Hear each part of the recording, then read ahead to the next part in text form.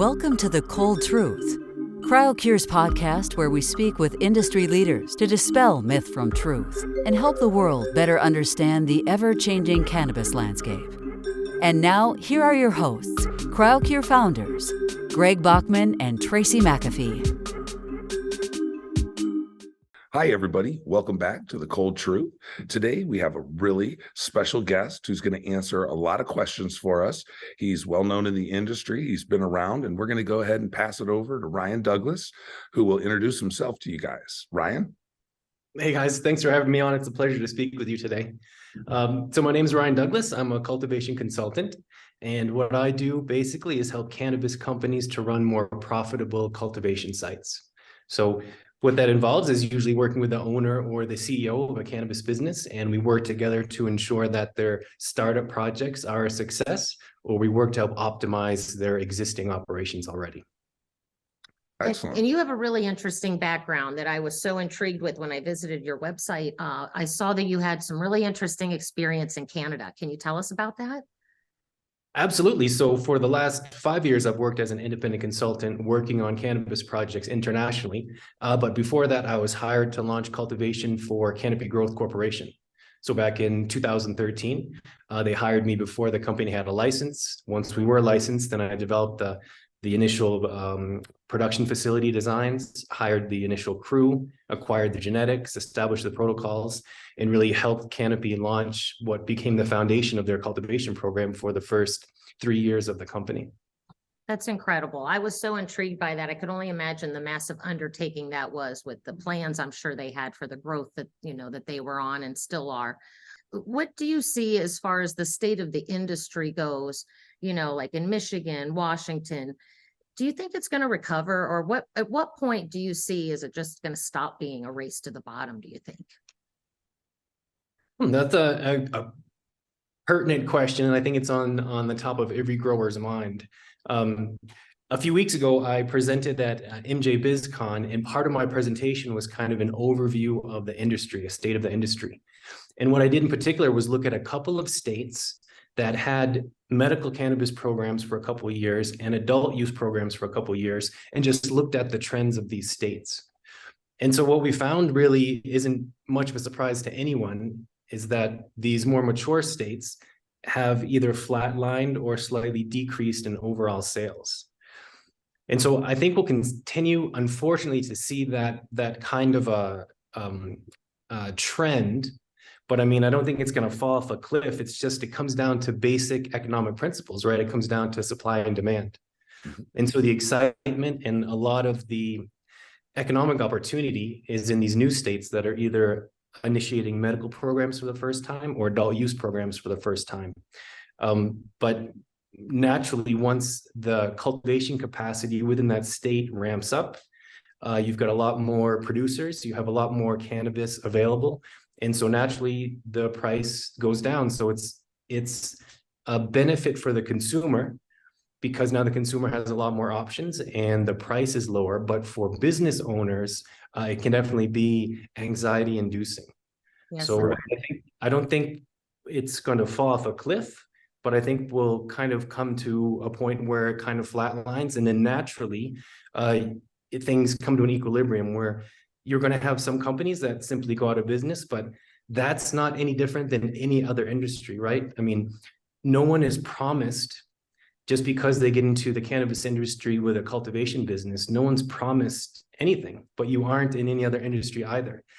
And so we don't really need a crystal ball to imagine what the future looks like. We just kind of use basic economic principles, look at supply and demand, and look at trends in other states that have been operating for a number of years, just like you mentioned in Michigan. Right. So and speaking of our friends here in Michigan, they have cultivations that are currently struggling. Do you know, what could a cultivation that's currently struggling in that type of market do? What kind of efficiencies can they practice? Can they pivot to something else? Are they too big to fail? Or is it kind of one not too big to fail? Are they too big to make those kinds of adjustments in their grow to afford those types of economies? Yeah, so that's kind of like a multi-pronged question. So in my experience, and as a consultant, but also my experience as a grower, every operation can stand to be a little bit more efficient, right? And so as a consultant, I have the benefit of bringing a fresh perspective because I've never been on that site before. I'm not part of the team. I'm not an employee. And as a grower, Greg, you know, as a grower, if you walk into a production facility for the first time, within 20 minutes, a number of red flags present themselves.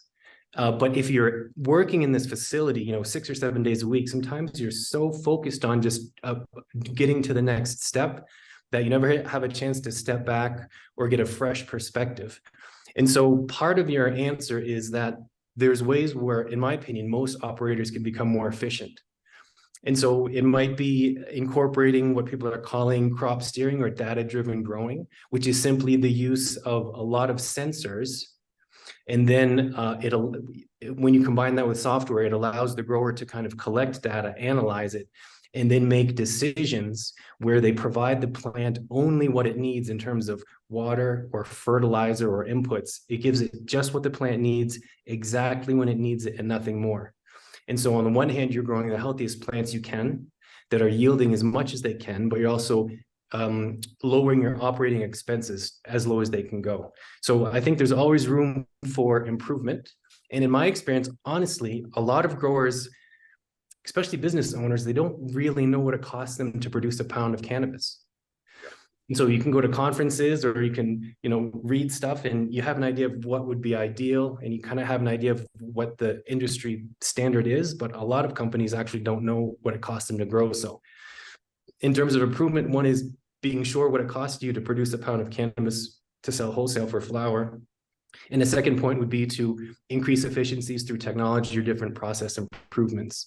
But the question is now, if you have a lot of growers that are being very efficient, they're producing excellent product, then it's almost like any other industry. How do we stand out, or how do we kind of future-proof our business?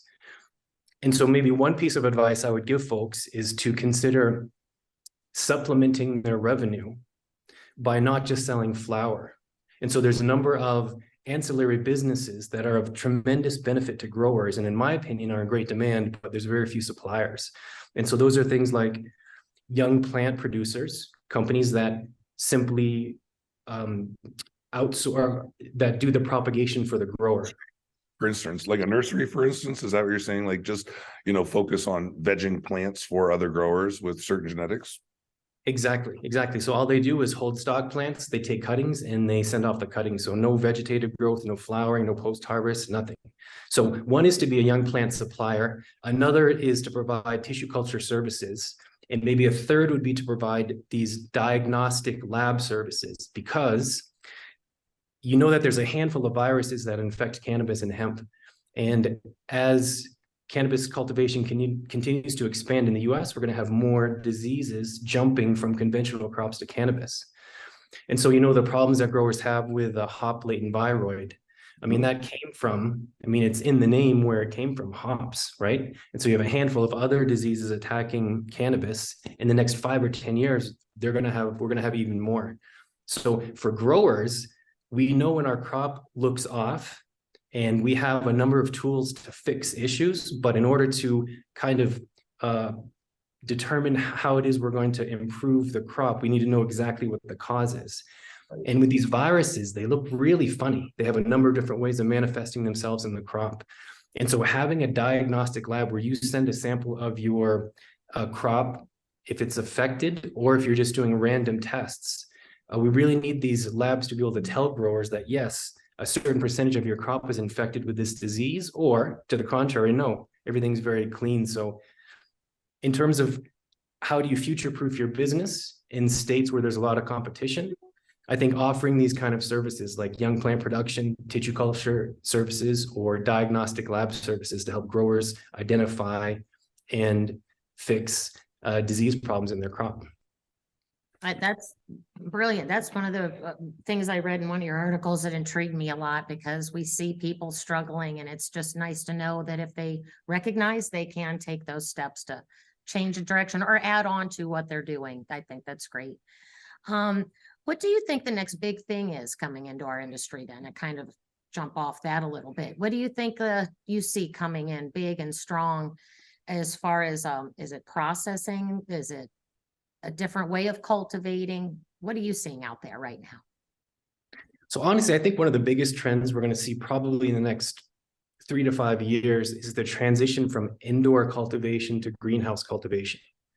And so just like we had mentioned a few minutes ago, the price pressure in some of these states where production has become saturated, I think it's going to become more and more difficult to remain competitive growing indoors simply because we can only lower our cost of production so much. I mean, the two biggest operational costs for any cultivation business are typically electricity and labor. Sometimes rent is in the top three, but regardless of how efficient these lights are, indoor grow-ops use a lot of lights.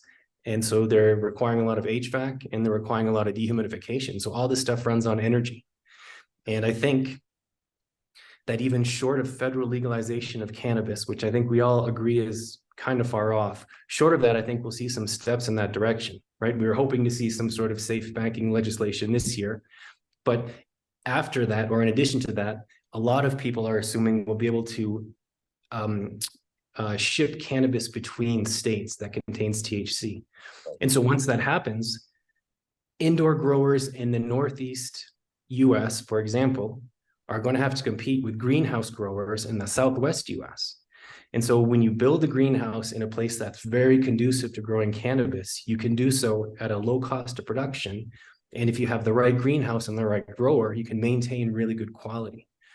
And so what I think is as new companies come online or existing companies expand, they're going to be looking at greenhouses as a way, either as their primary source of cultivation or a way to supplement, kind of offset the carbon footprint of their indoor facilities. So I think we're going to see a lot of high-tech greenhouses and more greenhouse production, especially in areas of the US where it's conducive to growing cannabis, which in my opinion is the Southwest US. Do you think there'll still be room though, if those indoor growers focus on the needs of a particular cultivar? Do you think there's room for craft flower to always hold its price? Because there's a difference between the different ways, the different methods. So do you think there'll still be room for the fine craft flower that will survive? Of course. So what I'm referring to more is larger grow-ups, like 100,000 square foot indoor and larger. I don't think we're going to see as many of those in the coming years as we have in the past. But you're absolutely right. There is room for craft growers. And, I think part of it comes down to, I think growers will have to invest as much energy and resources into marketing and branding as they do growing. And so I'm definitely not a branding expert, but I recognize the importance of that. But absolutely. And I think when we talk about adult use cannabis, I think it's safe and I think it's fair to make parallels to alcohol. And so as a beer drinker, I mean, it's obvious to me, you've got kind of your low cost national brands that you can buy in every convenience store in every state, and it's about the same price. But then right next to that, you've got dozens of craft beer. And so they're different, they cost more, they're local. And so that appeals to someone like me. So certainly there's always going to be a market for both. But I think branding and marketing and relationships with dispensaries or retail are going to have to take kind of as much priority as the actual cultivation themselves, because even if you grow something amazing, if nobody knows about it, you're never going to sell it. That's right. Amen. So you mentioned crossing state lines, and that's what we all hope for here in the United States. So something that's in my travels and my experience dealing with big cultivations and cultivations overseas, I've come familiar with a term GMP, which is good manufacturing practices for all of our listeners that don't understand what that is. Now, you have some experience with that, right, Ryan? Correct. Yeah. So can you explain to our listeners a little bit kind of what GMP is, how much it's involved in the need to export currently? Sure. So GMP stands for Good Manufacturing Practices, and it's essentially a quality management system. And so really the two goals are, one is to create a consistent product, but also guarantee the safety of the consumer. And so when it comes to cultivation, it's a bit tricky because you cannot get GMP certification for the cultivation portion of a business. you can become GMP certified starting at the harvest and everything after the post-harvest, because you can control everything right down to the smallest detail and make it consistent and repeatable. In a greenhouse or outdoors, even indoors, there's a little bit more variability. And so there's different kinds of quality management certifications for growing, but GMP, what you're asking about, is specific to the post-harvest process when it comes to cannabis cultivation. And so when we look at these European countries, what they're looking for is a very rigorous certification process that will guarantee that the product they're importing is consistently produced and safe for the consumer. And so in the US at the moment, it's not a requirement because cannabis isn't federally legal. And so you guys have been to a lot of grow-ups just like me, and you've probably seen, the entire spectrum where, some, it looks like they're growing inside of a pharmaceutical lab, and others you don't even want to step foot into, right? Literally, I've been in grow-ups where you've got the wires are hanging and there's 2 inches of water on the floor, and it's like, I don't even want to walk through there. But because it's not federally legal, there aren't surprise audits there's really no federal agency that's enforcing the rules. Everything's different state to state. Get involved then? I mean, do you think the FDA will be the equivalent of our GMP type standards at some point? So that's tricky to say. There's going to be an agency that kind of makes the rules and another agency that enforces it. Yeah. Okay. And so it's hard to say which agency is going to do which. But at the moment, I mean, you really don't even need SOPs, right? A lot of companies will buy kind of template SOPs off the internet, attach it to their license, and then once they get the license, they just do whatever they want, right? The SOPs sit on a shelf or in a hard drive somewhere. And so no one really needs to follow SOPs because there's no enforcement. But I only recognize the difference because when I worked in Canada, it's a much different situation up there. And so because it was federally legal for medicinal use, the rules were very clear. And we had audits every 4 weeks in our production facility for the 2.5 years, 3 years that I was operating with Canopy. And so these regulators would come in and they would request to look at a certain SOP. And then I would have to walk them to the part of the facility where my employees were performing that task. And if they weren't doing exactly what the SOP said, we were in trouble. And they would also come in and request to look at video camera footage of different areas on different days. And again, if there's any hint of non-compliance, it would be a problem. But that doesn't exist in the US now. So what I think is that as we approach federal legalization, I mean, nobody knows when, but also I don't think anyone believes it's not going to happen. You've got 78% of the US states allow cannabis in some form. So the momentum is there. I don't think we're going backwards. But as we approach federal legalization, I think the companies that will be in the best position for that are ones that are voluntarily implementing some kind of a quality management system already, whether they're good agricultural practices or good manufacturing practices or ISO, whatever. Those are all quality management systems. They're built on strong SOPs with the goal of guaranteeing that the production is consistent and safe for the consumer. So it's not a question of which one of these quality management systems should growers select. You just pick one and you stick with it. And then once these federal regulations come into play down the road, you're going to be in a much better position to pivot or modify slightly, as opposed to having to go back and redo the entire cultivation site. Excellent advice. Yeah. Well, that's one of the things why we love Cryo Cure is that drying and curing is one of the hardest things to get consistent if you're trying to get into a GMP validation process. It can be done, but it's very difficult to really dial it in consistently every time with an SOP. Yeah. So that's one of the things we really appreciate about Cryo Cure and helping people be GMP, EU GMP compliant with that part of our technology. That's more and more now when I have a chance to speak and write about it, I really like to emphasize the importance of automating and controlling the post-harvest part. And then when it comes down to curing, how long you do it, there's really no standard. And then how is the process progressing is dependent on the nose that's stuck in the jar at the moment. And so anything like Cryo Cure that can standardize or automate the process is worth the investment, in my opinion.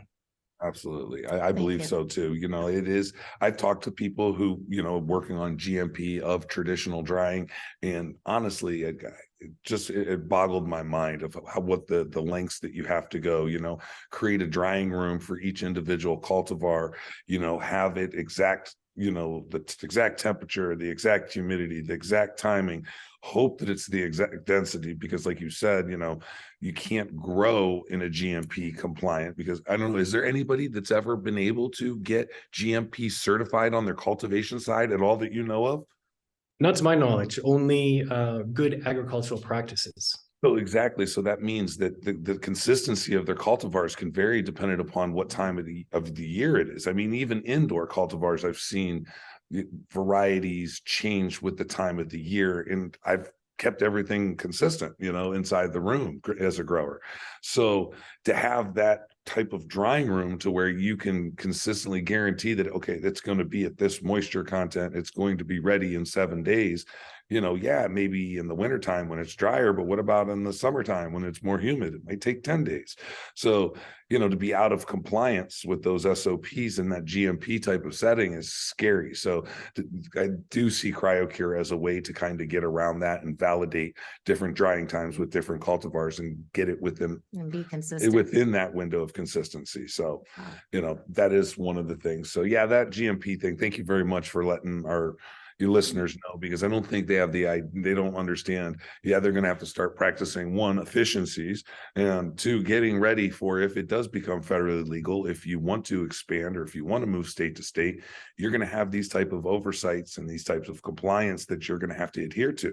You're not going to get away with growing outside, in acres and acres. I mean, some people might have special licenses dependent upon the states, but it's going to be a little bit more difficult, man. Be careful what you wish for is kind of what we're trying to say. So yeah, and I think unfortunately we'll come under even tighter scrutiny than any kind of like a food or beverage manufacturing business, just because it's cannabis and just because it's a controlled substance. So I think the sooner companies can wrap their head around a quality management system, regardless of which one it is, I think it's going to help position them to succeed in the future. Absolutely. So too. Yeah. So I think we forgot to mention that you're doing this broadcast from Colombia right now. Yes. And you've worked in Colombia, as you'd said, for many years. What's it like growing cannabis in Colombia? What's the business atmosphere like? So growing cannabis here is great because it's really an agricultural country. And if you pick the right spot, it's the perfect conditions year round.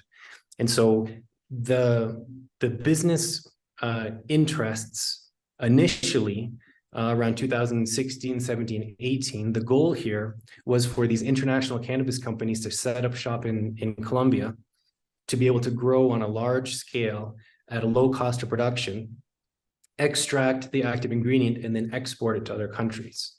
And so initially you had a lot of interest, a lot of investment, but I think what happened is people began to realize there aren't that many countries that are actually importing cannabis.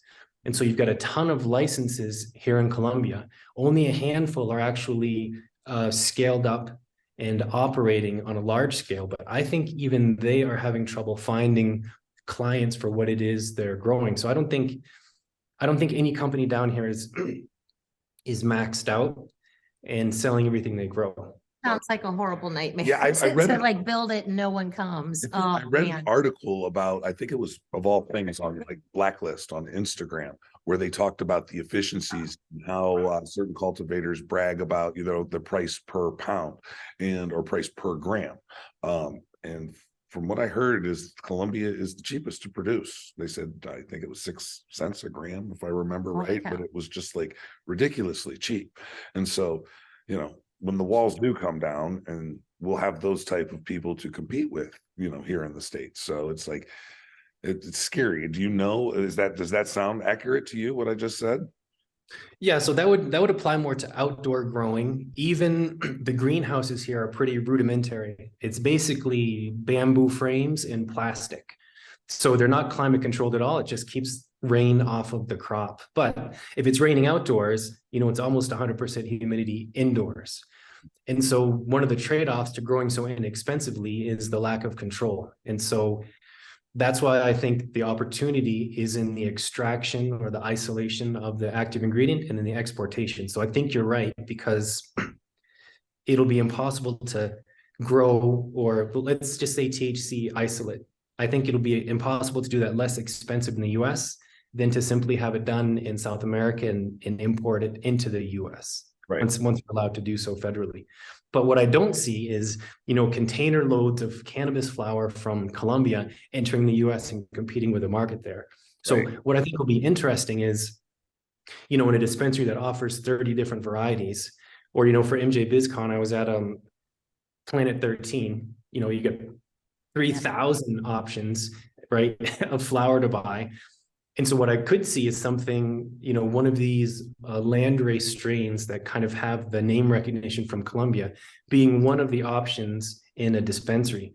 But I don't see the flower production replacing production in the US because of the lack of control over quality. You're going to have everything you would expect from an outdoor crop in the flower. Yeah. So extracting the active ingredient where the client actually never sees the flower, but they just get, 99% pure isolate. There's a business model that makes sense, and not just for the US. Every other country that legalizes cannabis typically imports while their domestic production capacity ramps up. And so it's just a question of kind of changing the shipping label. But I don't see flower competing with US flower in the US, but isolating and extracting the active ingredients, I think, yes, there'll be some competition there for sure.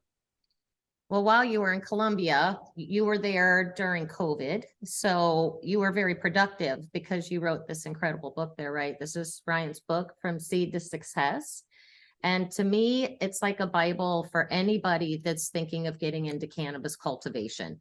It is a very good read. Insightful, very insightful. It's not too even technical. for people, if you think you're a master grower, if you think you know everything, refresher. There's things like in this book that you will need.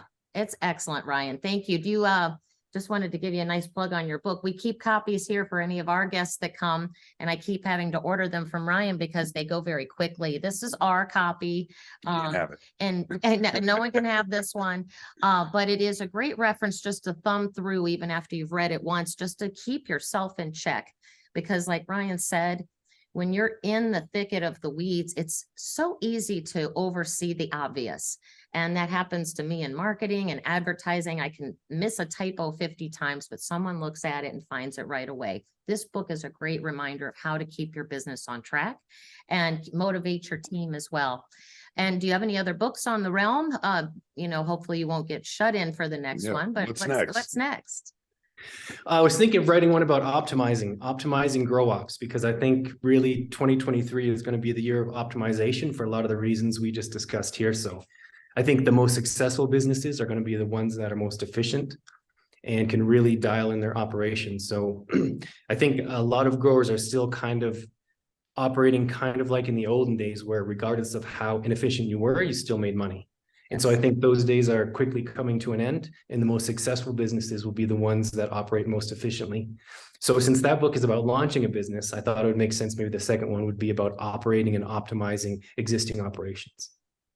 Well, that makes sense to me. I'll look forward to that one too and reading it. Absolutely. So, okay, because this show is called The Cold Truth, and what we're here to do is dispel myths within our industry.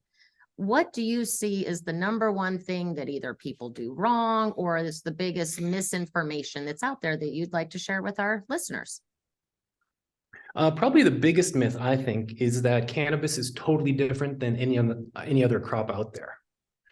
And so my background in training actually is in traditional horticulture. So I was growing ornamental crops and hydroponic vegetables in commercial greenhouses for a decade and a half before I transitioned to cannabis. And so I've got kind of a special perspective in that I've grown flowers, I've grown vegetables and on a commercial scale, and I've grown cannabis on a commercial scale. And in my opinion, 80 or 90% of the plant production principles growing flowers and vegetables apply directly to cannabis. So there's, 15 or 20% that's very unique to cannabis and very special, but the majority of the process and the production philosophies and the principles of growing plants on a large scale are exactly the same. And so kind of one of the problems I see with startups is naturally because they're launching a cannabis operation, they believe they need someone that only has cannabis experience. And so the problem is if you pull someone that's maybe a home grower that has a lot of marijuana knowledge or experience growing on a small scale, when you put them in a commercial facility, it's a world of difference. And so half of the job of a grower oftentimes has nothing to do with cannabis at all.